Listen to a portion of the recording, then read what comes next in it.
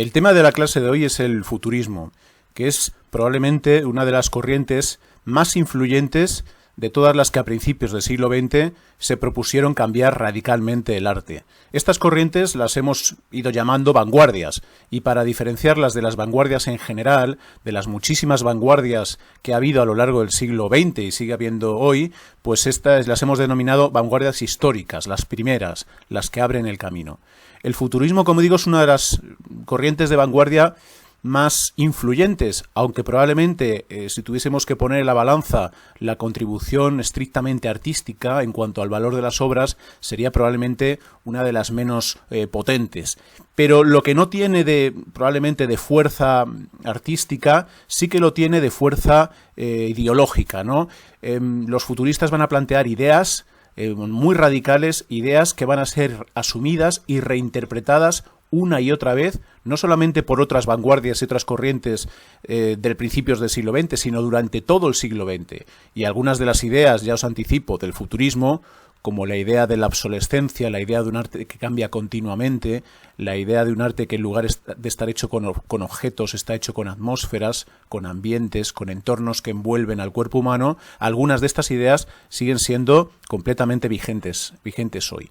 El futurismo de todas las corrientes históricas, de todas las vanguardias históricas, es probablemente el más jerarquizado, el que más dependió de una persona en particular, de un líder, que fue este señor, que es Tommaso Marinetti. Marinetti era un miembro de la burguesía, que bueno, estaba dedicado fundamentalmente a la poesía, era un literato, era una persona refinada, que en un momento dado, también buscando pues siempre con ese afán siempre de polemizar, de trabajar con espíritu contradictorio, de sorprender al público general, de ir más allá de lo vigente, ¿no?, de lo acostumbrado, pues se embarca a principios del siglo XX en este proyecto que él va a denominar futurismo. Su nombre lo sugiere bien. ¿Qué es futurismo?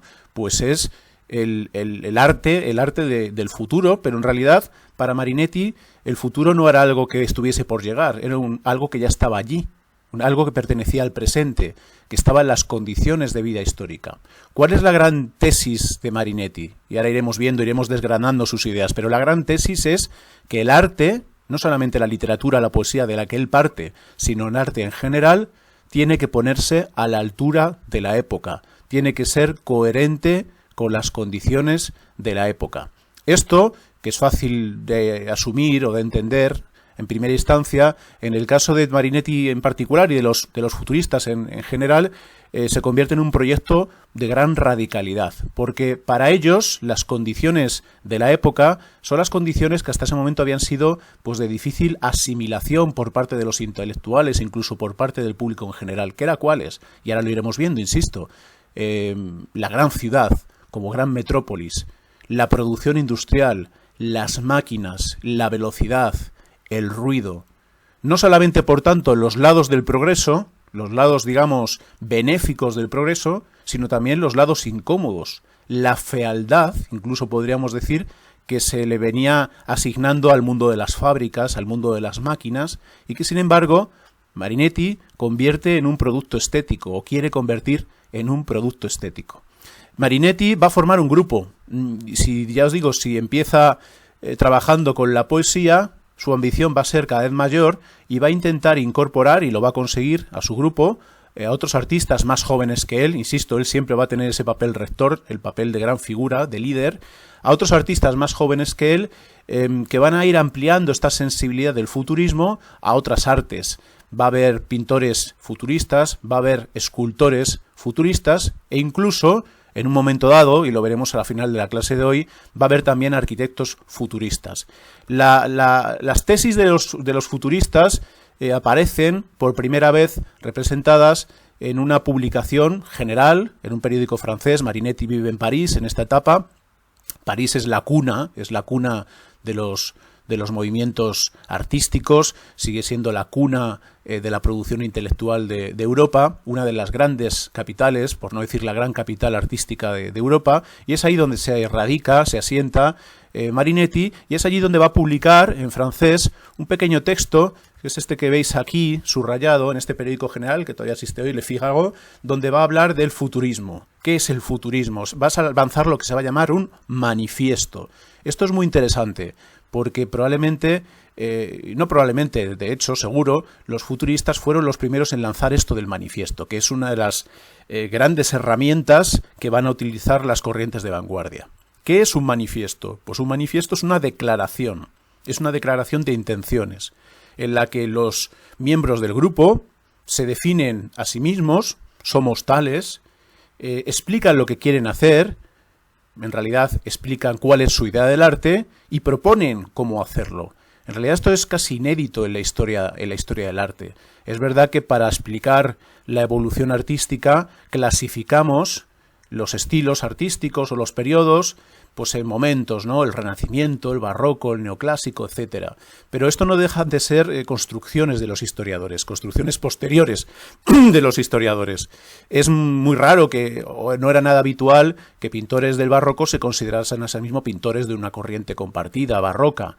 Es verdad que había afinidades, por supuesto, y que unos artistas tendrían más afinidad por otros, pero esa noción de grupo cerrado, esa noción de construir algo completamente nuevo y que por lo tanto necesita explicarse y que por lo tanto también necesita un nombre, ese afán un poco incluso podríamos decir propagandístico, y no incluso, sino literalmente propagandístico, ¿no? Porque fijaros cómo Marinetti utiliza un periódico general para dar cuenta de sus ideas, para explicar sus ideas. Esto es muy característico del futurismo y esto es un manifiesto.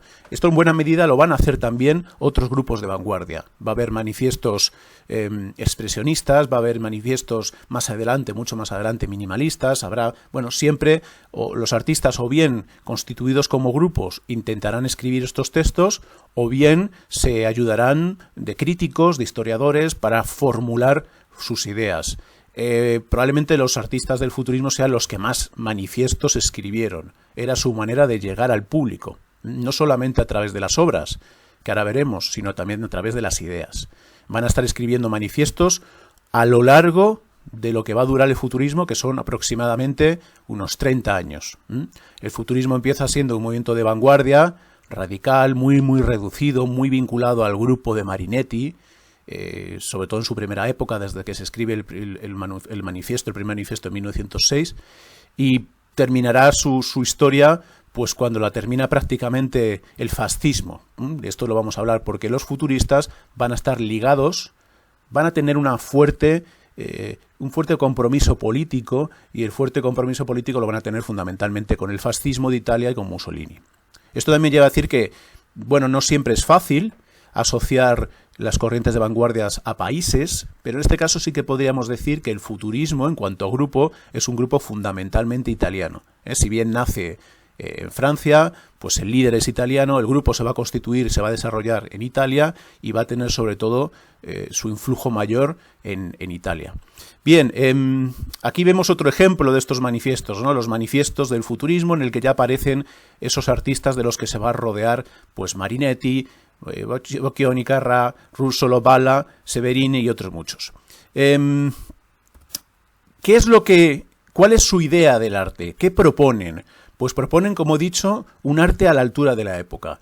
¿Y qué parte de la época les interesa? Les interesa la parte vinculada sobre todo al movimiento, a la velocidad.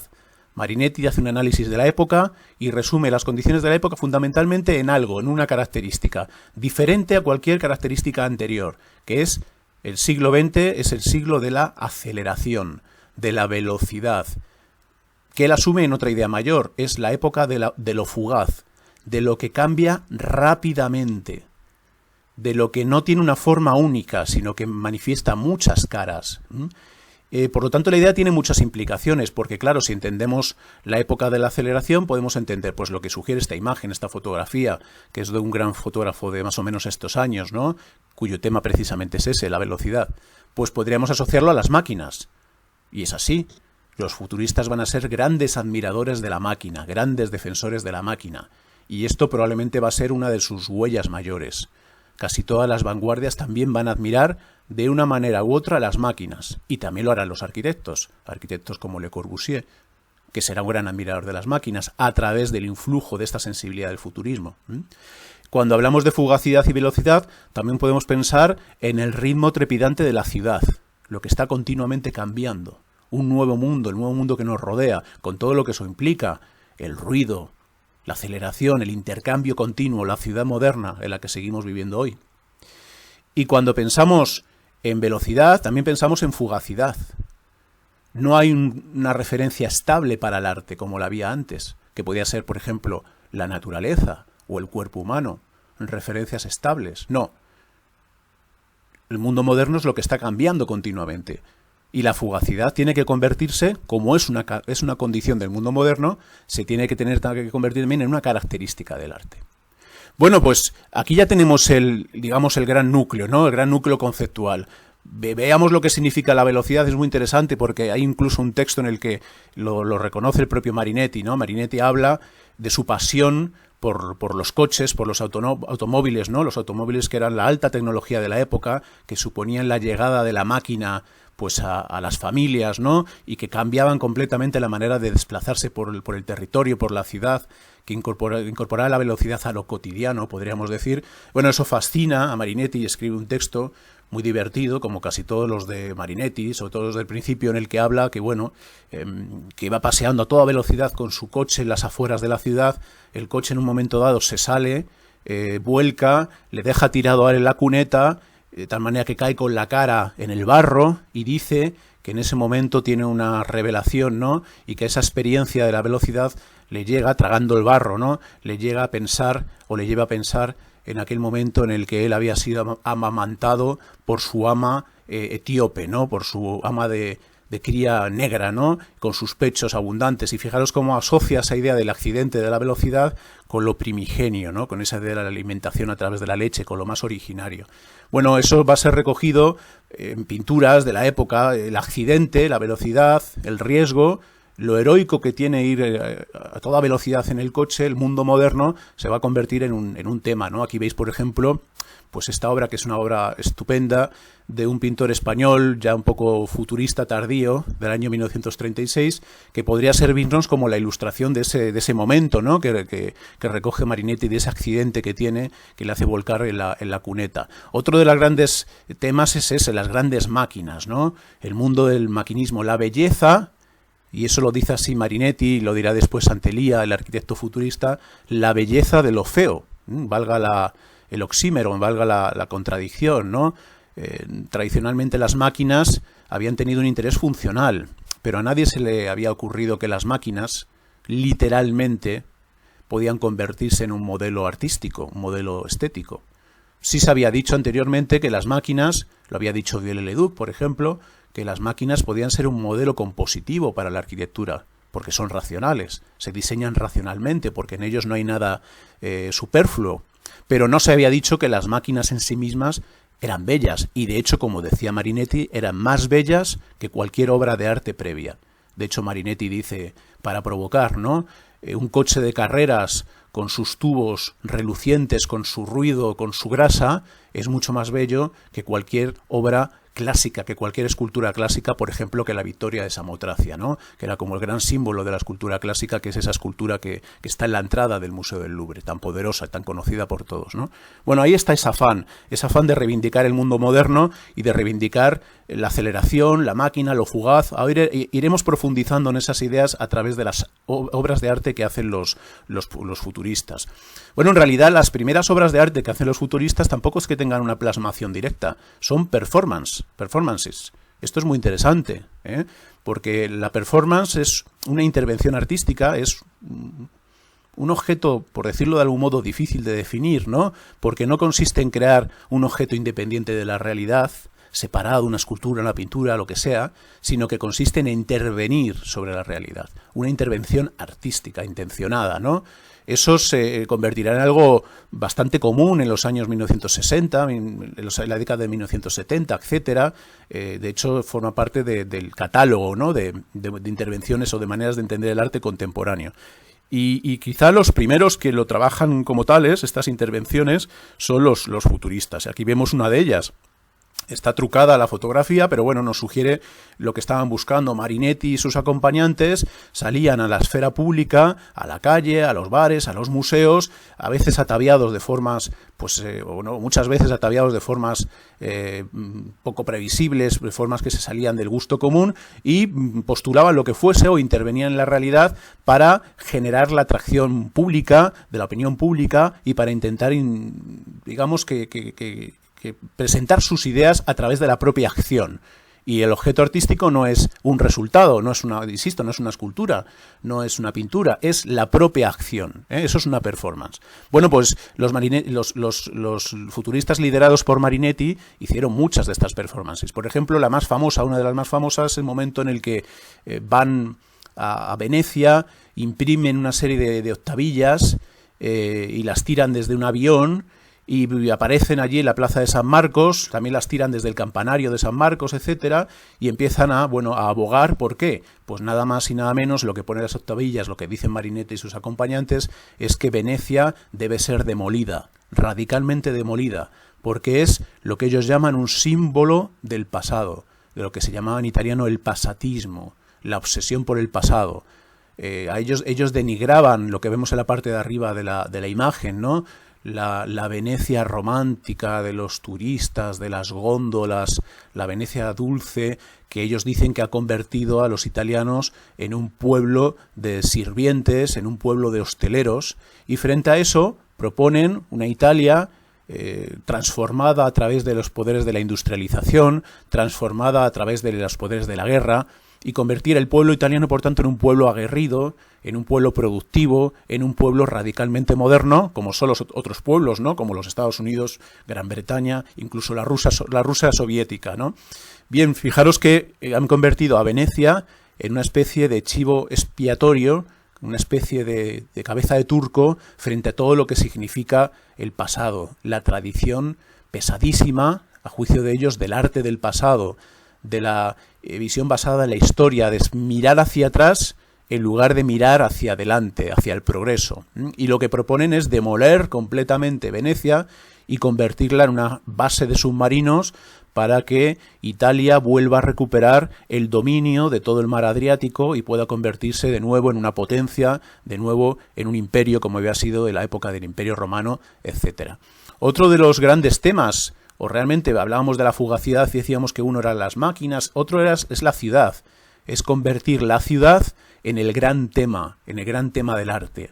La vida se ha desplazado a las ciudades son el corazón de la vida moderna y por lo tanto las ciudades, el ritmo trepidante de las ciudades, la circulación, el tráfico, las masas en las ciudades. Esto es interesante ahora, ¿no? Toda esta idea de la masa, ahora que estamos confinados y las ciudades han desaparecido, prácticamente se han vaciado, son un escenario, pues sería la antiidea futurista, ¿no? Para los futuristas el interés de la ciudad es que está viva, es que está llena de gente, es que ocurren miles de cosas, ¿no? Es una ciudad en la que hay intercambio económico, pero en la que también hay todo tipo de manifestaciones culturales, y eso es lo que les interesa, y lo representa en los cuadros. Aquí vemos uno de los primeros cuadros que trata este tema, que es uno de los mejores artistas del futurismo, que es Carlo Carrà, se llama Luces Nocturnas, un cuadro de 1911, donde precisamente se está recogiendo todo esto que interesa a los futuristas, el ritmo trepidante de la ciudad, en este caso vinculado al tema de la luz, al tema de la energía, que es uno de los temas que va a interesar muchísimo a los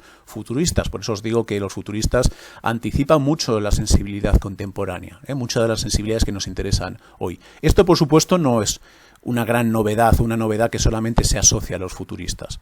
Los futuristas van a hacer un análisis del arte del pasado, lo van a denigrar todo y el único que van a salvar, y no es por casualidad, es el arte del impresionismo. ¿Por qué? Porque comparten con ellos parte de su sensibilidad, ¿no? Comparten, por ejemplo, la idea de que el arte tiene que centrarse en captar lo fugaz, lo que está cambiando continuamente.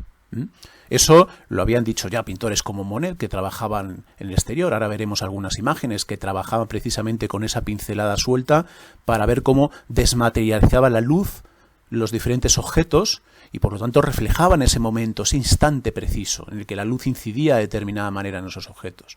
Y otro gran tema del impresionismo había sido convertir la ciudad en protagonista. Habían trabajado con el paisaje natural, pero también con el paisaje urbano, y lo habían incorporado a los cuadros. Aquí veis este de Monet tan famoso del Boulevard de los Capuchinos, con el cual se puede establecer pues un paralelismo con este que hemos visto de Carlo Carrà, que es un cuadro pues de 30 o 40 años después, con otro estilo pictórico, con otros temas, con otros accidentes, ¿no? Con otros detalles, pero en realidad el tema de fondo es fundamentalmente el mismo: la ciudad, el ritmo de la ciudad, la vida trepidante, la masa, etcétera.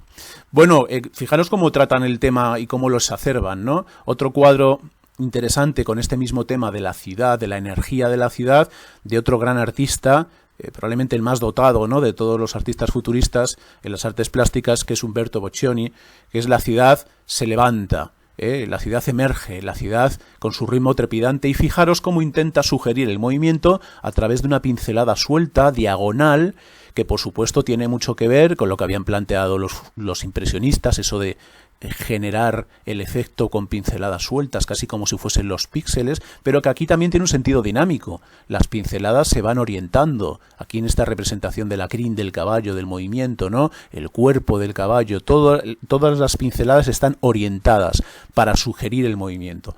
Y esto también puede vincular a los futuristas con personajes como Van Gogh, que también habían orientado la pincelada para crear esa expresividad, ese dinamismo. Fijaros que esto lo van a explorar, pintores también como Bala, Giacomo Bala, en el que van a trabajar precisamente esa idea de captar lo efímero, lo fugaz, y temas también aparentemente banales, pero que nadie había representado con tanta fuerza. Por ejemplo, una lámpara de arco, una lámpara voltaica, una lámpara eléctrica, ¿no?, que en aquella época pues era algo relativamente novedoso, que estaba en las ciudades y que ellos convierten en un tema pictórico. Lo más banal, una lámpara de la calle, se convierte en un tema de pintura. Pero fijaros lo que a ellos les interesa. Lo que les interesa es la fugacidad, la energía, la tensión, el dinamismo que tiene esa lámpara, y la representan como tal. Están intentando representar la luz, el efecto de desmaterialización que produce esa lámpara, con estos arcos cromáticos, ¿no?, que se van acercando a la fuente luminosa y que se van fundiendo con la atmósfera. Es una pintura también muy atmosférica. Insisto, esto tiene que ver mucho con lo que habían hecho los pintores impresionistas. Hay una gran afinidad entre los pintores impresionistas y ellos. Los pintores impresionistas también habían intentado captar la fugacidad a través del efecto de descomposición de la luz. Aquí tenemos este ejemplo de Monet, que era un gran tema para ellos, ¿no?, para los pintores impresionistas: cómo entraba la luz por una cubierta vegetal, cómo la atravesaba, cómo llegaba el vestido, cómo todo se iba desmaterializando precisamente por el efecto luminoso. Pues algo parecido, pero con otros temas, unos temas más urbanos, más radicalmente modernos, es lo que hacen los pintores del futurismo. Con lo cual es interesante entender esta continuidad entre el impresionismo y el futurismo, que por una parte pues sugiere que hay ciertos temas que permanecen, y por otra parte sugiere que los futuristas van más allá, los radicalizan. Bueno, en su obsesión por representar la fugacidad, por trabajar con este tema que en realidad pocos se habían atrevido a explorar en el arte más allá de los impresionistas, los futuristas también van a abordar otro tema, que es el tema del movimiento, la representación del movimiento, convertir el movimiento en un tema artístico. Esto es realmente difícil, porque desde la época clásica el arte había tenido una condición, podemos decir que estática, había tenido una condición en la que la representación de la naturaleza se hacía desde un punto de vista dado, desde un momento dado, y que por supuesto al tener que plasmarlo o bien en un lienzo o bien en una escultura, pues tenía esa condición de estaticidad que viene asociada de la idea de seleccionar un momento de ese objeto y verlo desde ese punto de vista. Esto se había acentuado, incluso podríamos decir que durante el Renacimiento, y realmente los primeros intentos para representar el movimiento de una manera, o convertir el movimiento en un tema pictórico, artístico, se habían producido durante el Barroco, ¿no? Podemos pensar en Borromini, la sugerencia del movimiento a través de la espiral, o Bernini, la importancia que tiene movimientos en sus esculturas, etcétera. Bien, eso es un tema que había quedado como latente, es un tema que a juicio de los futuristas no había sido suficientemente trabajado, y que a principios del siglo XX realmente ellos consideran que es el gran tema de la época, porque como decía al principio, si había que hacer un análisis o en su análisis de las condiciones modernas, la conclusión principal que sacaban era que el mundo moderno era el mundo de la velocidad, el mundo de la aceleración. Por lo tanto, esto lleva a convertir el movimiento, la representación del movimiento, en la medida en que esto sea posible en el arte, convertirlo en un gran tema que había que explorar. ¿Qué referencias van a tomar los futuristas o qué cabe pensar que influyó en ellos, ¿no? en esta idea de representar el movimiento? Pensemos, por ejemplo, en fotógrafos. La fotografía tenía una gran ventaja, se podían hacer secuencias y hubo fotógrafos ya en el siglo XIX, como Muybridge, que veis aquí, que ha hecho un libro extraordinario que se llama Animal Locomotion, pero muchas más cosas, ¿no?, en las que utilizaba la fotografía para desvelar las leyes del movimiento humano y para vincular el movimiento con la anatomía. Y lo hizo desde muchos puntos de vista, como veis aquí, pues un saltador, por ejemplo, utilizando atletas, pero también el movimiento de la vida cotidiana, etcétera. Fijaros que esto pasaba por la idea de la sucesión. Trabajar con una serie de instantes, cada uno de ellos un fotograma, y luego hacer esa serie colocada en orden temporal para que se pudiese reconstruir desde diferentes puntos de vista. Fijaros aquí 2 puntos de vista principales, el frontal y el trasero, reconstruir el movimiento, en este caso el salto, ¿no?, el salto de esta atleta. Todo ello sobre un fondo, fijaros, un fondo milimetrado, para que se pudiesen tomar medidas geométricas, porque la vocación de estos fotógrafos es una vocación pues también científica, entender cómo se movía el cuerpo humano. También, por ejemplo, Muybridge aplicó esto a los caballos, y eso permitió entender cómo era el galope del caballo, que era algo de lo cual se tenía muy poquísima información. Incluso los pintores habían fracasado en su intento de representar con fidelidad el galope del caballo. No se sabía exactamente cómo se producía, cuándo movía una pata, cuándo, en qué orden, etcétera, etcétera. Bueno, esa es una referencia. Y esto, conforme se desarrolle la fotografía, llevará pues a ejemplos como estos que veis aquí, que son ejemplos posteriores, ya más allá de la época futurista, de principios del siglo XX, donde esto se convierte pues en un género casi artístico, ¿no?, podríamos decir, porque lo que hacen aquí en este caso, por ejemplo, Edgerton, que es un fotógrafo extraordinario, por su habilidad técnica también, es superponer los sucesivos movimientos para reconstruir a través de una sola imagen, reconstruir lo que estaba ocurriendo, ¿no? Claro, cuando el cuerpo humano se vincula, en este caso a la comba, a la línea, resulta más evidente, más directamente intuible, ¿no?, qué está ocurriendo, cómo se produce ese movimiento. Bueno, sobre todo esta imagen de Edgerton puede simbolizar o puede representar bien qué estaban buscando los futuristas. Aquí veis cómo se anticipan a Edgerton, ¿no?, o cómo reinterpretan esos trabajos de fotógrafos anteriores como Muybridge, que acabamos de ver. Pues unos cuadros que tienen incluso una dimensión que hasta podríamos decir cómica, ¿no? Fijaros este de Giacomo Balla, dinamismo de un perro.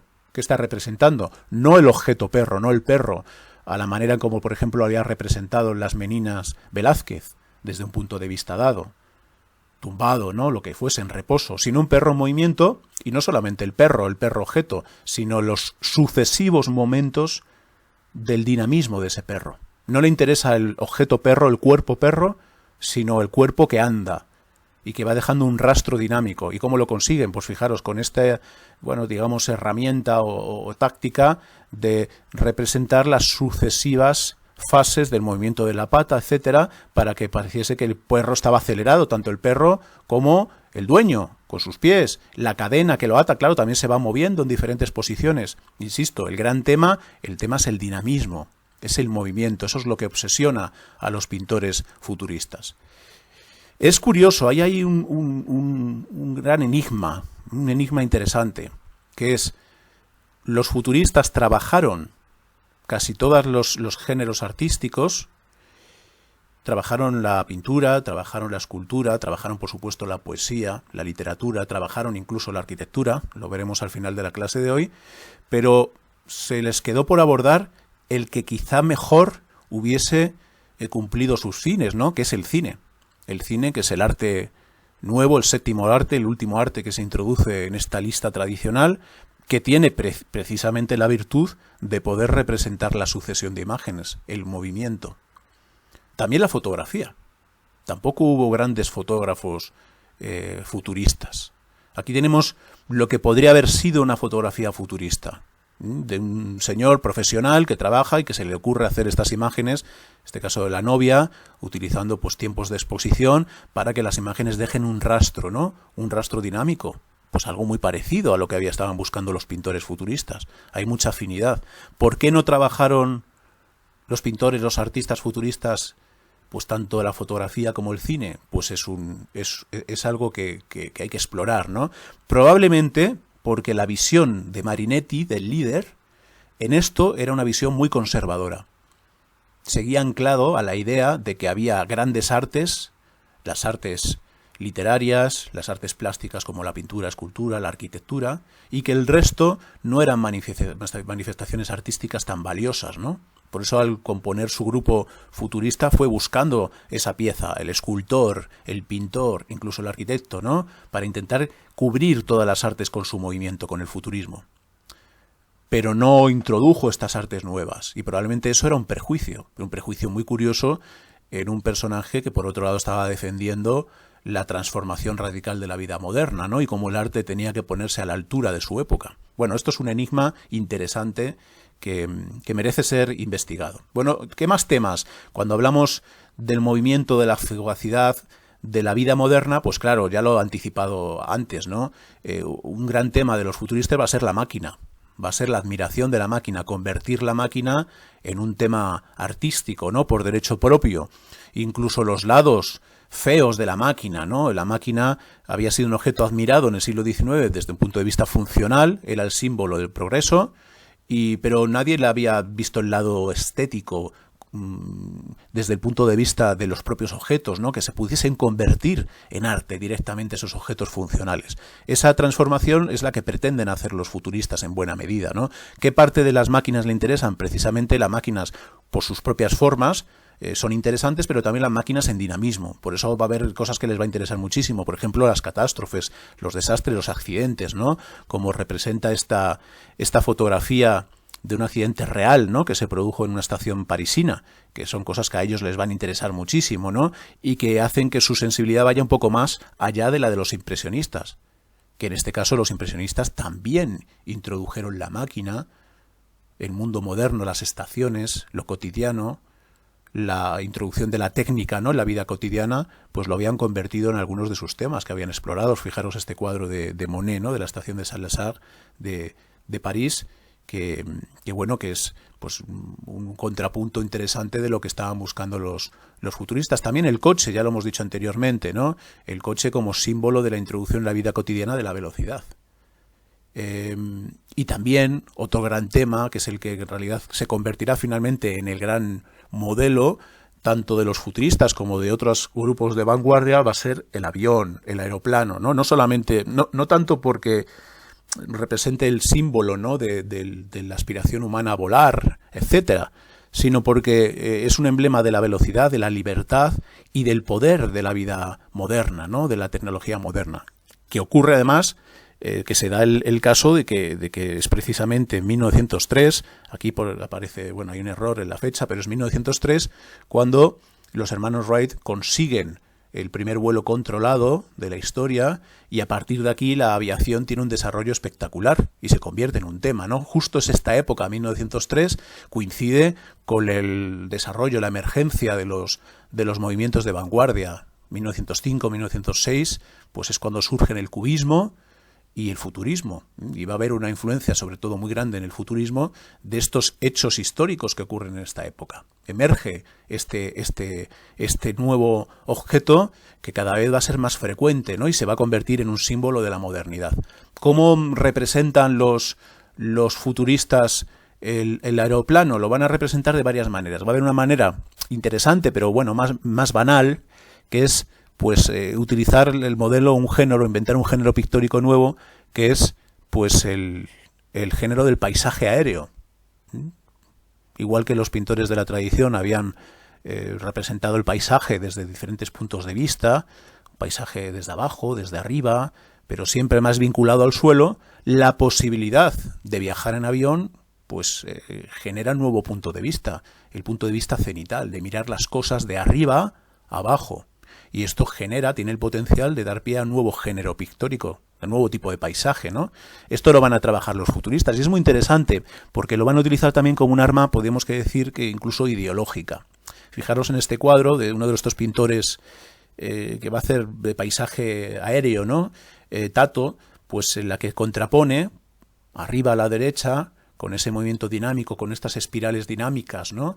Pues el aeroplano, un aeroplano del 1930, es una obra del futurismo ya más tardío, y por debajo el contrapunto, ¿no? El símbolo del poder tradicional, el Coliseo, ¿no? Como dos maneras, dos vestigios o dos representaciones del poder de cada época, el poder del pasado, el vínculo con la tradición, la Roma imperial y el poder del futuro. Fijaros que por supuesto detrás de esto hay una dimensión política, ideológica. Y esto se explica por lo que os dije al comienzo de clase, ¿no? Los futuristas se van a poner al servicio del fascismo y en buena medida sus cuadros, o buena parte de sus cuadros, van a ser cuadros propagandísticos, como este, que de una manera, bueno, no sé si sutil, pero no es evidente pasado el tiempo, está vinculando el Imperio Romano con el presunto imperio revitalizado de Mussolini, un imperio basado en los poderes de la tecnología, del mundo moderno, del avión. Es más interesante esta otra manera de representar el movimiento, de representar el vuelo, que es esta investigación que hace Bala, con títulos pues enrebasadísimos, ¿no? Por ejemplo, este cuadro se llama Las líneas direccionadas más sucesos dinámicos, vuelo de golondrinas. Cuadro 1913, del comienzo, ¿no? De la fase más interesante del futurismo. Y lo que hace es no representar un instante, como se representa aquí, un instante desde un punto de vista cenital, desde arriba, ¿no? Este paisaje aéreo, sino una sucesión de nuevo, como hemos visto anteriormente. Pero no se representa un objeto que resulta fácilmente distinguible, sino lo que se representa es la geometrización de ese movimiento. Y eso se expresa a través de la línea sinuosa y de estos pliegues que se van sumando, que se corresponden precisamente con las alas de la golondrina y con el trayecto, la trayectoria que sigue el ala de la golondrina.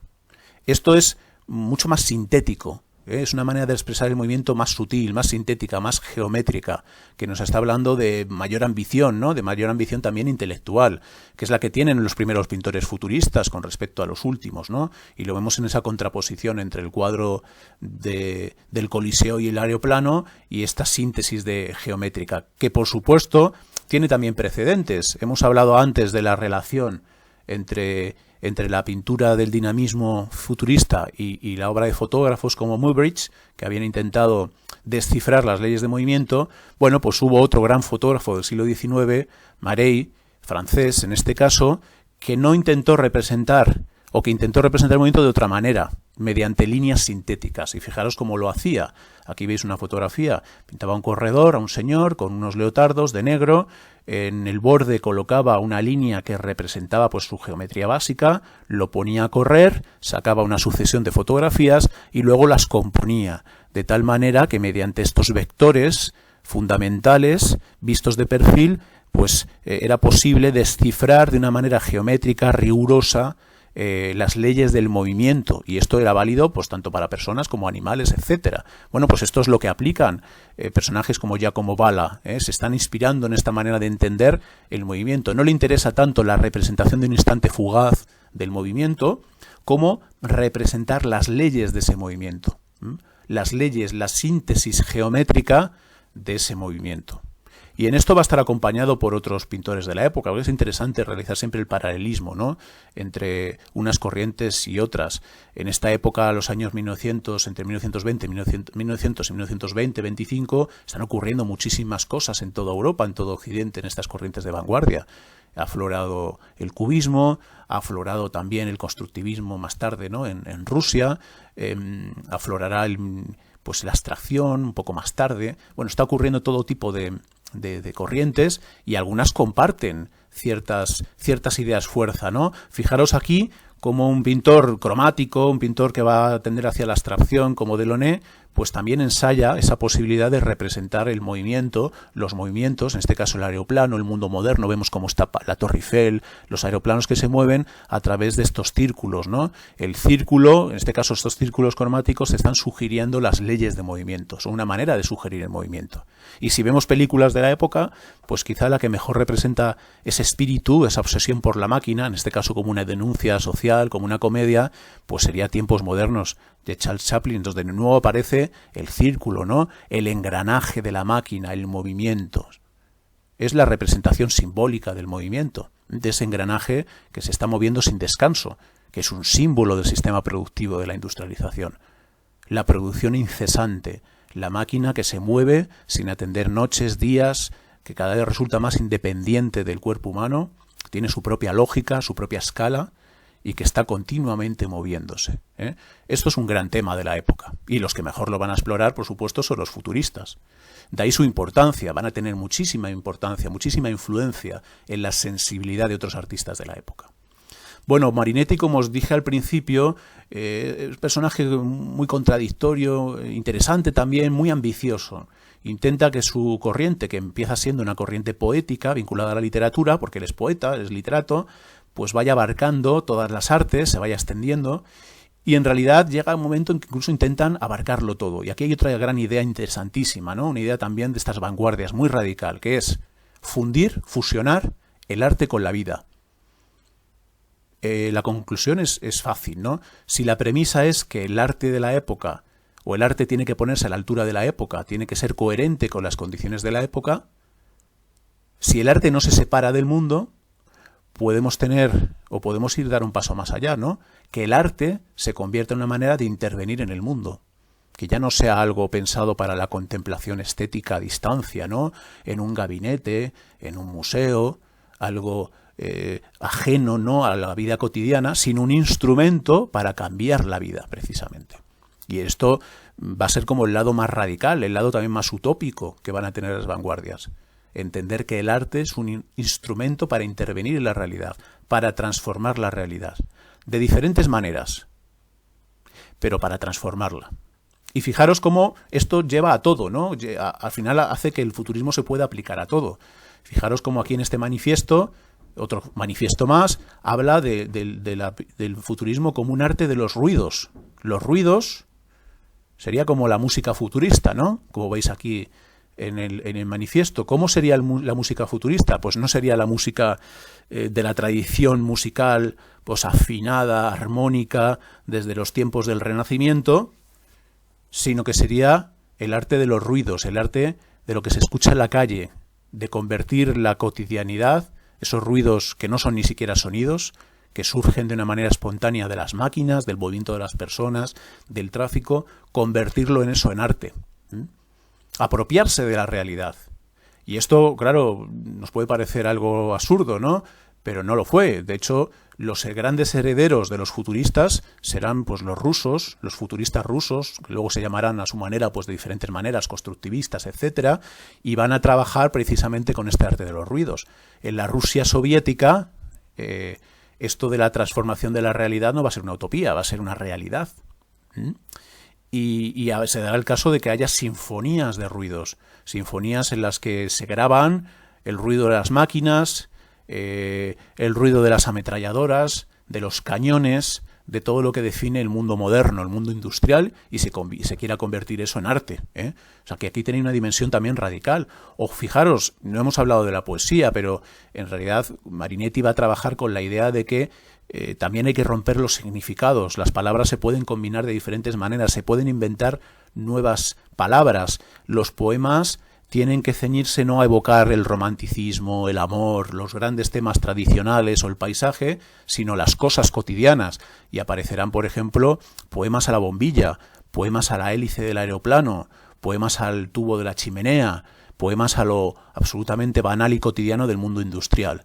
Transformando el lenguaje, ¿no? Inventando nuevas palabras, trabajando con onomatopeyas, ¿no? Con ruidos también en la poesía, para que la poesía pierda esa dignidad, esa elevación romántica que tenía en la época y se ponga como a pie de suelo. Esa es la idea, ¿eh? También la poesía es un instrumento para transformar la realidad. Y fijaros cómo su ambición es total, ¿no? Llegan a decir cosas como, en este manifiesto, la reconstrucción futurista del universo. El futurismo no es solamente un arte, sino una herramienta para transformarlo todo, de diferentes maneras. Y fijaros qué características o qué palabras utilizan para definir su arte. Abstracto, dinámico, muy transparente, ¿no? Digamos que muy permeable, luminoso, autónomo, volátil, es decir, fugaz, ruidoso, oloroso, transformable. También están introduciendo nuevas cuestiones, que es muy interesante. Por eso os digo que el futurismo va mucho más allá, ¿no?, de su planteamiento original. Sus ideas van a estar ahí latentes durante todo el siglo XX. Que es esa idea, por ejemplo, de que el arte no solamente se tiene que ceñir a lo visual, que había sido una idea pues que venía estando o venía siendo el gran argumento desde los tiempos del Renacimiento, ¿no?, sino que puede ser un arte que introduzca otros sentidos o afecte otros sentidos, el olor, ¿no?, el ruido. En realidad ellos van a hablar, cuando hablan de reconstrucción futurista del universo, que el arte ya no tiene que ser objetos, sino que tiene que crear situaciones, tiene que crear ambientes, atmósferas que interactúan con el cuerpo humano, atmósferas controladas, ¿no?, con muchas dimensiones, desde muchos puntos de vista. Esto de las atmósferas, pues también es un tema absolutamente contemporáneo que podemos vincular a la arquitectura y al planteamiento, la arquitectura en sentido amplio, ¿no?, de los futuristas. Vamos a terminar la clase de hoy precisamente hablando de eso, hablando de la relación del futurismo con la arquitectura. La relación entre la arquitectura y el futurismo va a ser una relación, podemos decir que compleja, por varios motivos. En primer lugar, y fundamentalmente porque los valores estéticos futuristas tienen que ver con factores como el dinamismo, el movimiento, la aceleración, la fugacidad, la ligereza, lo atmosférico, que a priori tienen poco que ver con la arquitectura. La arquitectura es un arte de lo pesado, un arte ligado a la gravedad, un arte cuyas formas permanecen y que si se adaptan a la evolución histórica es a través de las funciones, a través de los tipos, no a través de sus formas cambiantes, ¿no?, como estaban buscando los futuristas. Con lo cual parecía que a priori, pues la relación entre la arquitectura y el futurismo iba a ser difícil. Pero Marinetti es tan ambicioso que intenta tener una baraja completa, que intenta completar con su carta, ¿no?, la carta de la arquitectura, pues todas las artes futuristas, pues va a intentarlo, ¿no? Va a intentar apropiarse de algún arquitecto y transformarlo en un arquitecto futurista, y lo va a conseguir. Ahora veremos cómo.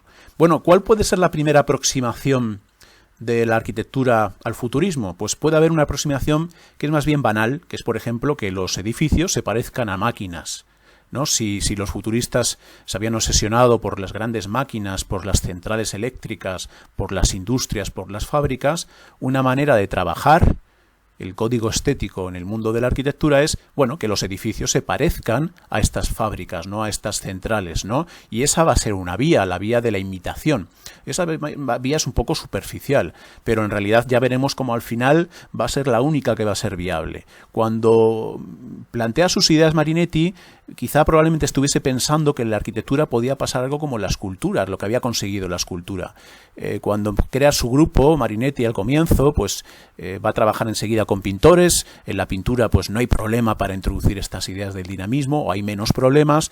Ahí empieza a haber más problemas con la escultura, ¿no? Porque la escultura es un objeto tridimensional que se toca, y la sugerencia del movimiento pues es mucho más difícil de conseguir. ¿Cómo lo hace? Pues Boccioni lo consigue a su manera, ¿no? Y hace esta obra mítica de las vanguardias, Formas únicas de continuidad del espacio, una escultura de 1913, en la que el personaje que se está moviendo se descompone. Es como si dejase un rastro dinámico, como si arrastrase, dejase por detrás parte de la materia, y esa idea de la descomposición, de la velocidad, pues está sugiriendo precisamente lo que le interesa, ¿no? Lo que le interesa a los futuristas, estos códigos de lo dinámico, de lo acelerado.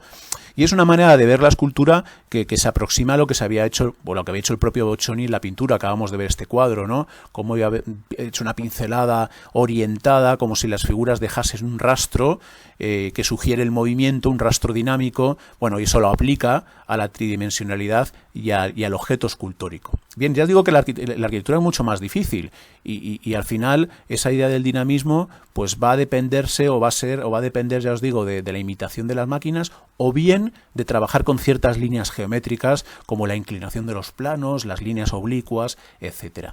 Hay muy pocos ejemplos de arquitectura futurista construida, poquísimos. En realidad casi toda la arquitectura futurista es utópica, es dibujada. Ahora lo veremos y terminaremos la clase con ello. Entre los pocos edificios construidos, futuristas, o que se proclaman a sí mismos futuristas, pues está este de uno de los artistas más polifacéticos y poco conocidos, desgraciadamente, del futurismo, que es Fortunato de Pero, que hace en los años 20 este pabellón futurista, en el que por un lado está dialogando con la referencia del mundo de las máquinas, con estos grandes volúmenes elementales, con estos cuerpos, esta idea de la arquitectura como suma de elementos, de componentes, de máquina en definitiva, y por otro lado está trabajando con líneas dinámicas, con este cuerpo que sobresale, con la escalera sobre todo, que va introduciendo el movimiento de los personajes, de los visitantes en el edificio, y lo acompaña en interior que es todavía más dinámico, ¿no? En el que trabaja con la idea de la espiral, bueno, que había sido ese recurso que ya habían utilizado los artistas barrocos, ¿no?, para sugerir el movimiento, con planos inclinados, la utilización de la luz eléctrica. La fotografía, que es de la época, pues no lo sugiere bien, ¿no?, pero lo que se está creando es un interior atmosférico, un interior dinámico. Estos experimentos de Pero fueron, junto con otros que eran más bien experimentos pensados o escritos, ¿no?, que realmente construidos, fueron los más radicales de la vanguardia futurista. Fueron proyectos muy limitados. En realidad lo que estaban buscando era una arquitectura cambiante, una arquitectura evanescente, que pudiese evolucionar a lo largo del tiempo, una arquitectura basada en efectos luminosos, en la que las personas se pudiesen mover con libertad, que se pudiesen apropiar de los espacios de diferentes maneras a lo largo del tiempo. Fijaros que los futuristas dicen algo interesantísimo, ¿no? Dicen que la arquitectura es obsolescente, tiene una fecha de caducidad. No puede durar para siempre. Esto ya lo había dicho Vitruvio, había dicho lo contrario, ¿no? Vitruvio había dicho en sus 3 principios, el principio de firmitas significaba que los edificios tenían que estar sólidamente construidos, pero también significaba que los edificios tenían que durar todo lo posible, ¿no? Porque la referencia eran las grandes ruinas romanas que habían durado 2000 años. Bueno, aquí se está planteando lo contrario, una arquitectura efímera, una arquitectura que se adapta a las necesidades de una generación concretas, pero cuando esa generación cambia, cuando esas necesidades cambian y cambian muy rápidamente porque el mundo contemporáneo está súper acelerado, pues la arquitectura tendrá que adaptarse a esos cambios rápidos, ¿no?, que se están produciendo, con lo cual tendrá que ser una arquitectura adaptable, flexible, que se pueda cambiar fácilmente y por lo tanto una arquitectura que no esté hecha con materiales imperecederos, ¿no?, como la piedra, como el ladrillo, sino con materiales fácilmente producibles, fabricables, baratos y que se puedan luego desmontar o reciclar, como el acero, incluso como el plástico. Los arquitectos futuristas defienden el uso de lo ligero, ¿no?, de lo permeable también, de lo que interacciona con el exterior. Y son uno de los primeros que va a apostar, ¿no?, por el uso del plástico de una manera muy, muy utópica, ¿no? Esto es muy interesante porque, aunque es verdad que la arquitectura futurista no va a tener una plasmación física real, no se van a construir edificios futuristas más allá de este pabelloncito y poca cosa, esas ideas van a quedar ahí flotando, latentes, ¿eh? Y en los años 60, pues cuando surjan las utopías de Arquigran, de los estructuralistas, de la arquitectura pop incluso, pues muchas de estos principios, el principio de flexibilidad, de adaptabilidad, la idea de una arquitectura obsolescente, de una arquitectura que puedan programar sus usuarios, que no venga impuesta desde arriba, sino que se pueda programar desde dentro por quienes lo usan, que se pueda adaptar. Todas esas ideas van a tener una segunda vida superpoderosa. Y la gran referencia, la referencia última, es la de los futuristas, que en sus ideas arquitectónicas son absolutamente radicales, radicales. Bueno, el gran protagonista de la arquitectura futurista es este señor, Antonio Sant'Elia, que es un joven al que va, pues digamos, a reclutar literalmente Marinetti. Marinetti, pues es consciente de que le falta esa carta arquitectónica, esa pata a su sistema. La arquitectura es una disciplina importante, es un arte importante, y desesperadamente busca un arquitecto además profesional, un arquitecto que tenga formación de arquitecto, que no sea un aficionado como el que hemos visto ahora, Fortunato de Pero, ¿no? Un arquitecto de verdad. Y lo encuentra en este jovencito, en este joven que se había formado pues con las ideas un poco de principios del siglo XX, la idea del Art Nouveau, las ideas también de la protomodernidad pues de Viena, de la arquitectura de 1900, está influido por lo que está ocurriendo en Europa, pero que desde luego que no es partícipe a priori de las ideas de Marinetti.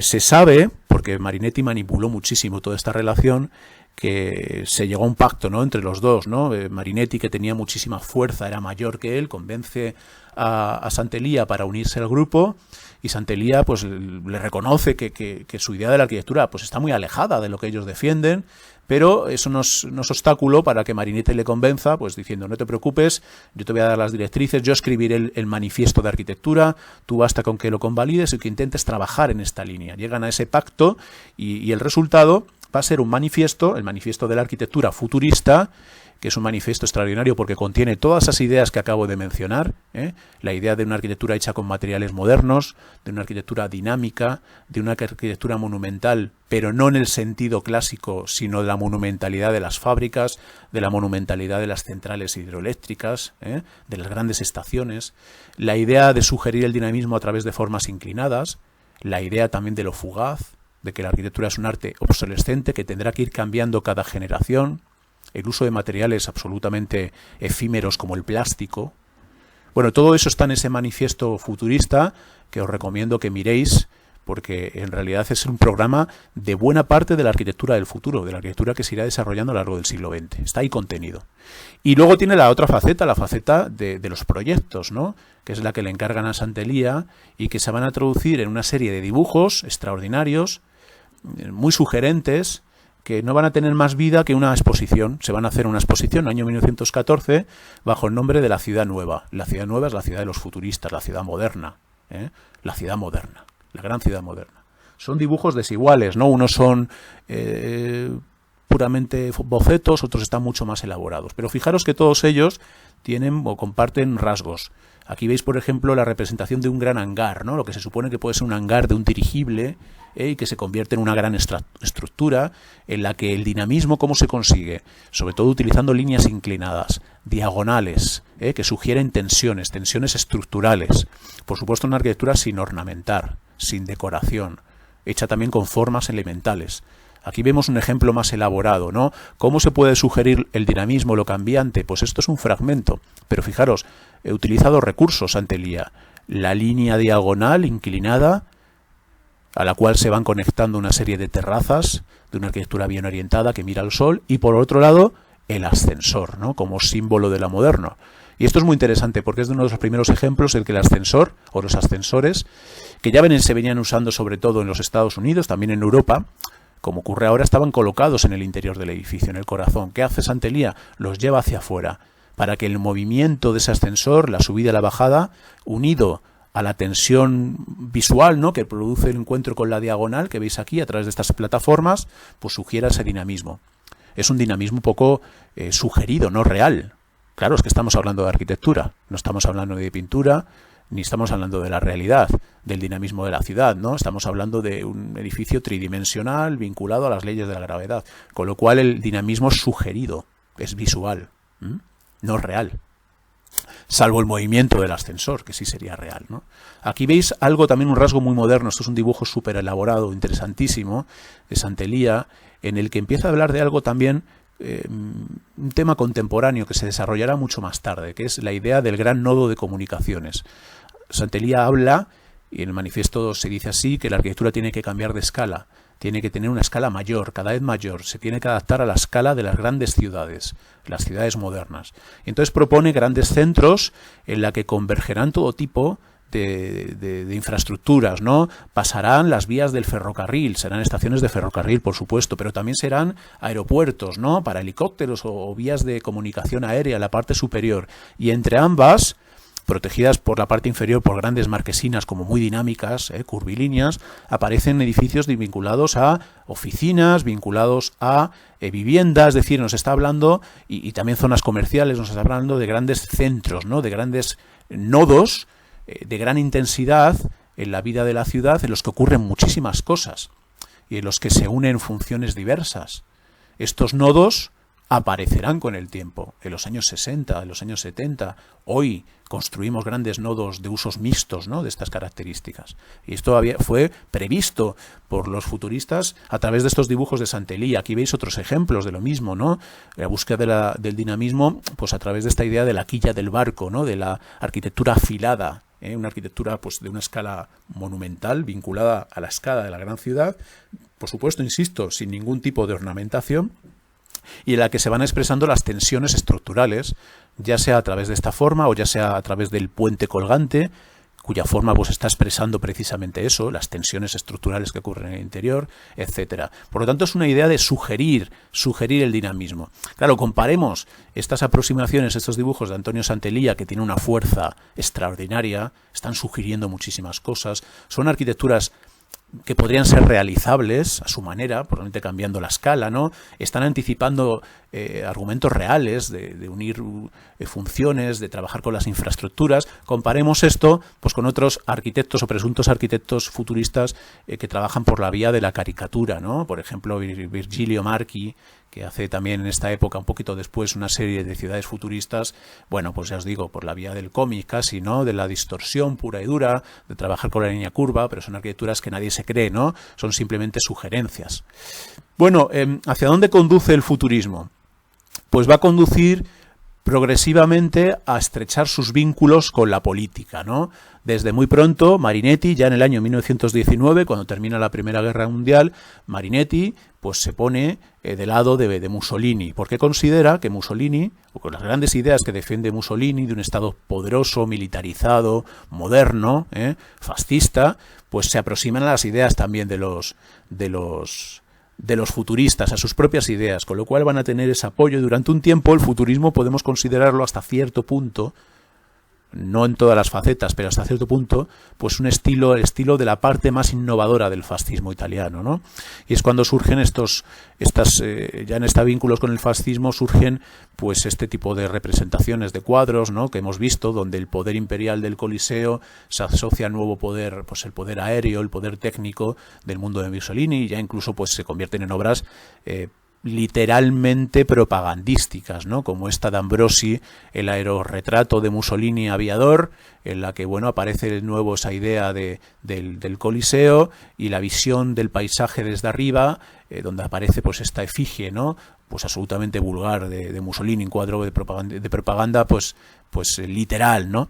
Esto es muy interesante porque demuestra los vínculos, insisto, ideológicos del futurismo con su época, el compromiso radical con su época. Cuando decían eso de que el arte tenía que influir en la realidad, no podía ser algo al margen, pues lo hacen y lo asumen literalmente. Cuando estalla la Primera Guerra Mundial, pues Marinetti se va a enrolar en el ejército italiano.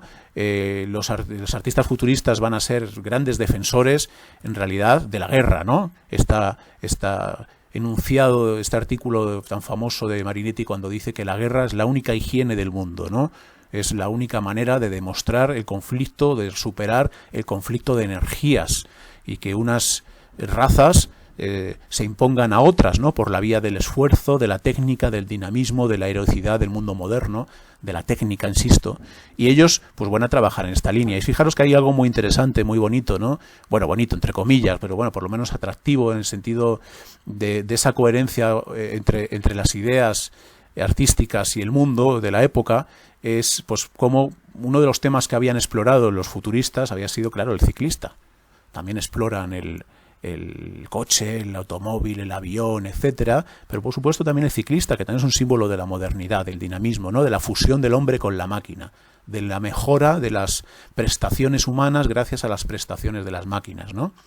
Bueno, pues fijaros como aquí este pintor un poco secundario, Dottori, pues representa al ciclista en movimiento. Bueno, pues tiene su traducción directa pues en los batallones de ciclistas que participaron en la Primera Guerra Mundial y en los cuales se enrolaron los propios futuristas, ¿no? Marinetti va a ser el líder, bueno, y sus seguidores de un batallón ciclista que se va a involucrar directamente, bueno, en la Primera Guerra Mundial, con consecuencias catastróficas, por otro lado, porque muchos de los artistas futuristas van a morir durante la Primera Guerra Mundial. Entre ellos, Santeliya, el arquitecto futurista, va a morir en las trincheras y, por supuesto, va a haber truncada su carrera como arquitecto, ¿no? Lo único que va a dejar van a ser esa serie de dibujos que van a ser tan influyentes en la modernidad, muy influyentes en la modernidad, sobre todo más adelante, en los años 60, los años 70, van a ser muy influyentes con esa idea de las grandes infraestructuras, de la arquitectura dinámica, de la arquitectura obsolescente, etcétera. Bueno, con lo cual el bagaje del futurismo es un poco desequilibrado, ¿no? Porque por un lado, desde el punto de vista de las aportaciones artísticas, de la calidad de lo que se hace, pues bueno, salvo excepciones como las de Bala, como las de Boccioni, pues en realidad van a ser aportaciones no muy importantes, ¿no? Ni al mundo de la pintura ni al mundo de la escultura. Pero por otro lado, en cuanto a las ideas que plantean, la idea de que el arte se debe adecuar al mundo moderno, de que el arte no es algo separado de la realidad, sino que algo que permite intervenir y transformar la realidad, la idea de que la belleza está en lo cambiante, en lo dinámico, en lo efímero, la idea de que la belleza también está pues en la aceleración, el culto por tanto a las máquinas, a las industrias, a la aceleración de la ciudad moderna, todas esas grandes ideas son ideas que de una manera u otra van a influir en las otras corrientes de vanguardia y van a estar presentes a lo largo de todo el siglo XX.